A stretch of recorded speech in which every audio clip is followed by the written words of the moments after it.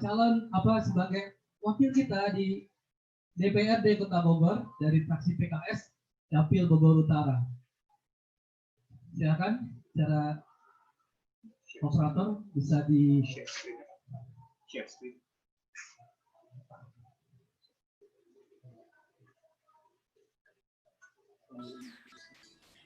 Bismillahirrahmanirrahim. Assalamualaikum warahmatullahi wabarakatuh.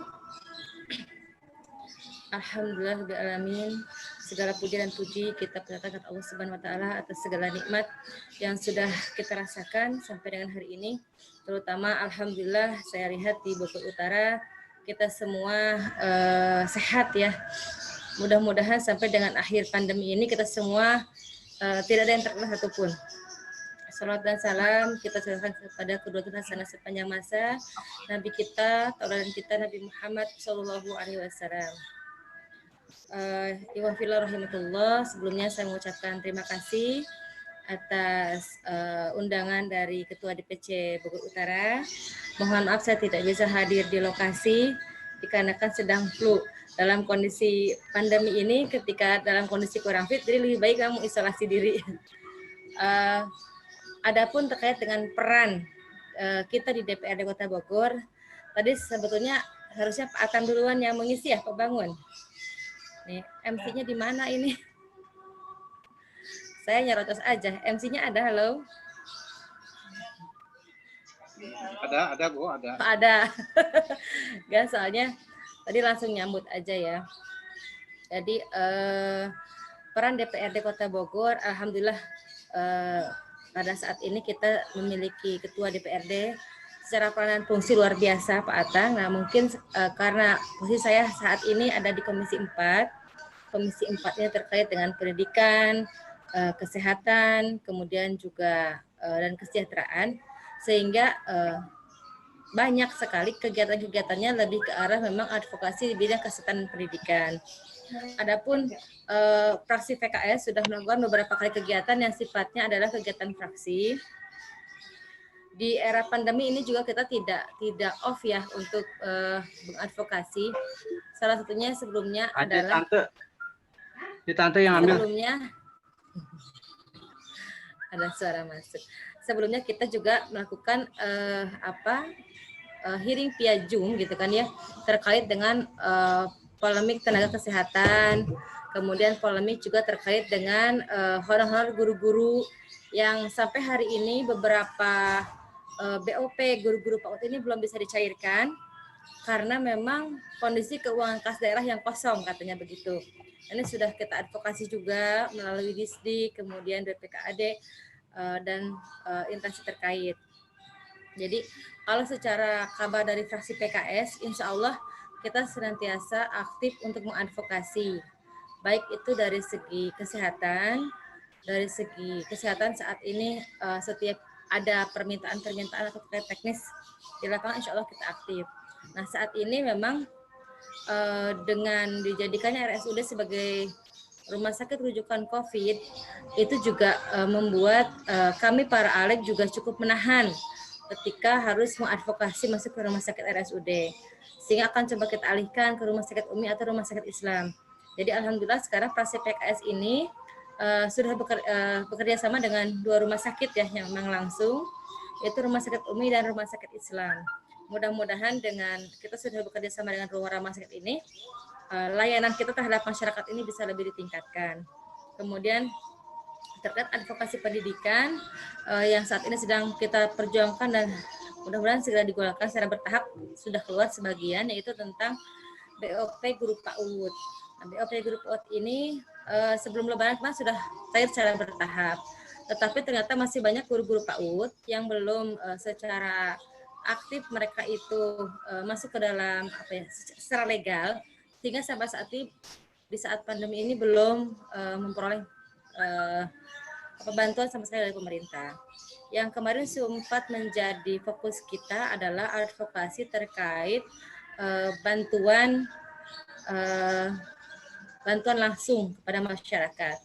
Nah, bantuan ini kalau kita lihat terkait dengan pandemi ini ada yang memang bersumber dari APBD Kota Bogor, ada yang bersumber dari provinsi, ada bersumber dari Kemensos. Nah, ini memang cukup rumit dan luar biasa.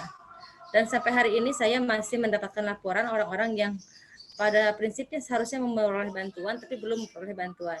Nah, ini masih kita coba advokasi untuk memperoleh haknya. Yang pasti dengan kondisi pandemi hari ini, kemiskinan Kota Bogor yang awalnya dikatakan hanya 10%, dengan data yang masuk sekitar 169 ribuan, berarti di angka 40%-an kemiskinan Kota Bogor. Nah, ini juga menarik untuk ditarik ke Bogor Utara. Berarti Bogor Utara juga tidak sedikit gitu kan ya, yang kemungkinan juga pada kondisi pandemi ini terdampak.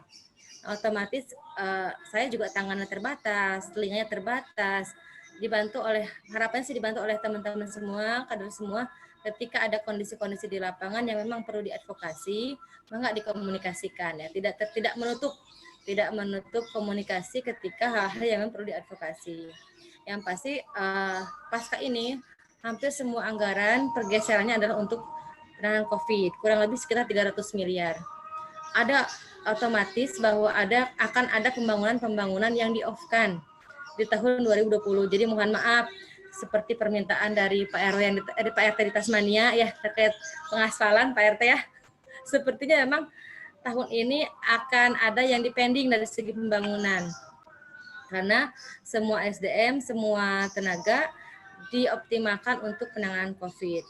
Nah, otomatis kami di DPRD juga saat ini membentuk pansus, 2 pansus untuk mengawasi ini. Yang pertama adalah terkait dengan pergeseran anggaran, yang kedua terkait dengan dampak sosial ekonomi COVID ini. Nah, itu mungkin secara kinerja terkait dengan Dewan. Untuk hal-hal yang lainnya nanti mungkin bisa ditanyakan, Pak Bangun. Terima kasih. Baik, terima kasih Bu Enda, Ibu Dewan yang sudah menyampaikan sedikit highlight kinerja yang sudah dilakukan oleh fraksi PKS di DPRD Kota Bogor, khususnya adalah Kesra ya dalam hal ini. Nah, sekarang dibuka sesi tanya jawab sebenarnya untuk Bapak Ibu Kang Teteh. Maaf Pak Bangun, ada yang mau saya tambahkan ya terkait kondisi terkini yang memang harus menjadi perhatian kita juga. Terkait ini sebetulnya saya sudah sampaikan di bulan April bahwa ada penonaktifan sekitar 39.000 ya. 39.000 orang BPJS, PBI, APBN yang dinonaktifkan oleh Kemensos. Dan ini saya juga belum dapat BNBA-nya, Bayanan by Andres untuk Bogor Utara. Jadi untuk Iwa semua, rekan-rekan semua, teman-teman semua, tolong dicek gitu ya. Tolong dicek BPJS-nya, BPJS, PBI, APBN. BPJS PBI APBN ini yang dibayar oleh pemerintah pusat. Tadi ada dinonaktifkan akan dinonaktifkan sebanyak hampir 40.000 orang ini. Jadi yang selama ini dapat advokasi baik itu oleh Dewan, advokasi dari RT RW-nya, tolong dicek apakah masih aktif atau tidak. Nah, ketika kita coba ternyata tidak aktif, untuk segera melaporkan ke Kemas Kelurahan untuk nanti bisa dimutasi ke BPJS PBI APBD Kota Bogor, sehingga jangan sampai nunggu sakit maksudnya ya, karena sudah banyak laporan yang masuk ketika mereka masuk IGD, masuk rumah sakit atau berobat ternyata BPJS-nya off atau dinonaktifkan tadi, karena tadi bahwa komunikasinya sempat parah namanya, komunikasi terputus. Jadi ketika penonaktifan oleh Kemensos PPI, oleh Kemensos ini, Kota Bogor juga tidak tahu ada penonaktifan. Jadi informasinya terputus dengan kemas-kemas kelurahan. Jadi kita sebagai pengguna BPJS silahkan berpartisipasi aktif untuk melaporkan ke kemas kelurahan atau ke Dinsos langsung. Nanti akan ada surat untuk bisa dimutasikan ke BPJS PBI APBD Kota Bogor. Terima kasih Pak Bangun. Baik, terima kasih Bu Enda. Jadi sambil tunggu beberapa pertanyaan yang sedang dicek oleh teman-teman, mungkin yang perlu dikonfirmasi dari informasi terakhir terkait yang istilahnya dihapus atau di-delete dari daftar PBI itu 37.000 itu apakah di Kota Bogor saja atau di mana Bu? 39.975 itu se-Kota Bogor. Kota Bogor. Ya. Dan itu belum bisa ada datanya by name, by address saat ini. Belum, Dan karena seharusnya itu dikeluarkan oleh siapa? Kemensos yang punya, BPJS yang punya. Jadi karena BPJS ini adalah Baik. instansi vertikal, sehingga komunikasi kita juga terbatas ya. Yang paling enak adalah tadi bahwa yang merasa dia punya BPJS PBI KIS dicek gitu ya, dicek ke tempat berobatnya. Biasanya yang KIS itu yang dia berobatnya di puskesmas. Kapasitas satunya adalah puskesmas, itu adalah yang KIS biasanya. KIS APBN ya. Baik, dicek ke Paskesnya ya Bu ya? Berarti ya? Iya, iya.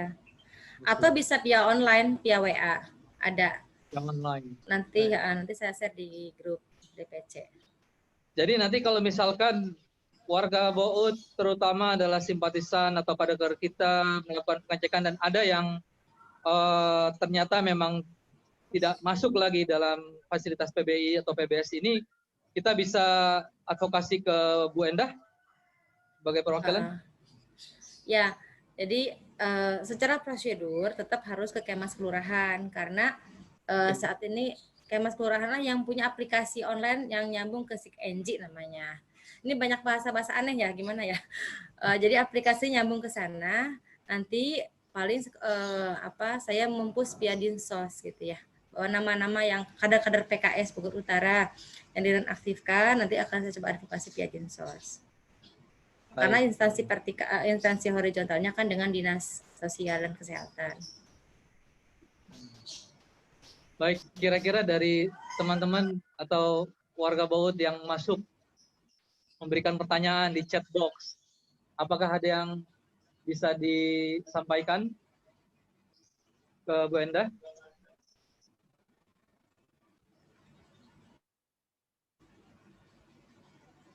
Mungkin sebutkan dari siapa, nanti bisa saya bantu tanya di sini.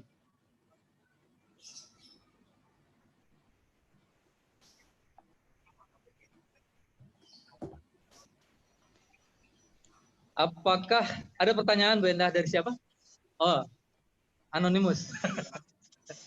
Apakah BPJS PBI mulai dinonaktifkan tahun ini? BPJS. Jadi BPJS PBI itu ada dua sumber. Sumber yang pertama adalah sumber dari Kemensos pusat. Jadi BPJS PBI APBN. Yang kedua adalah BPJS PBI APBD. Nah, yang dari dana APBD Kota Bogor. Nah, saat ini tadi yang 39.000 sekian itu hampir 40.000 orang itu adalah dari BPJS PBI nasional APBN.